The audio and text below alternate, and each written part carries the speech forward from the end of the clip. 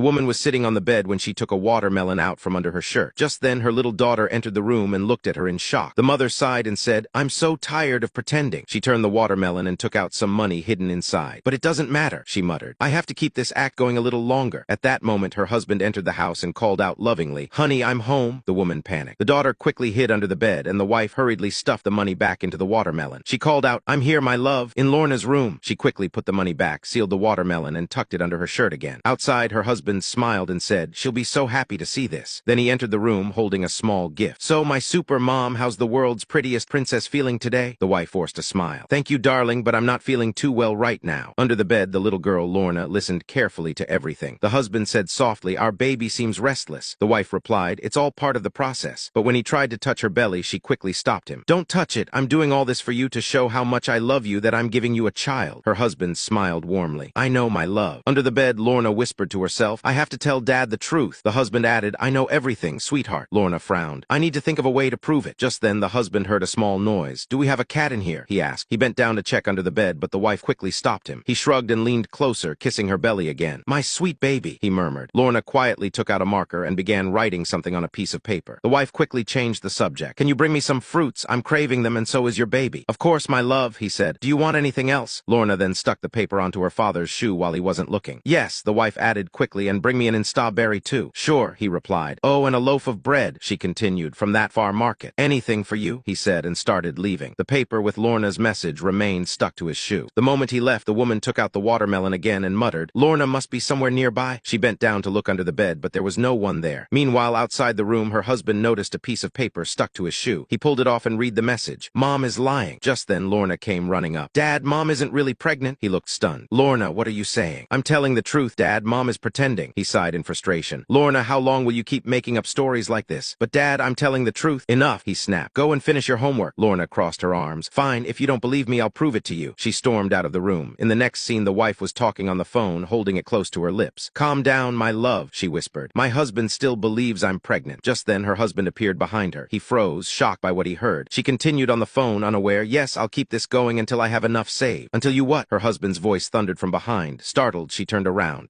What are you doing here?" she stammered, trying to hide the phone behind her back. "So Lorna was telling the truth all along," he shouted. "You've been fooling me this whole time." "No, my love, it's not what you think. I can explain," she pleaded. "Explain," he yelled. "What were you thinking? You even lied to your own daughter." Tears filled her eyes. He grabbed the money from her hands. "Give me my money back. Do you know how hard I worked for this?" She reached out helplessly. "Please, my love." "I said leave," he barked. "We've been together for 10 years, she cried. "You can't just throw me out." "Where will I go?" "I don't care," he said coldly. "You're going to jail for this."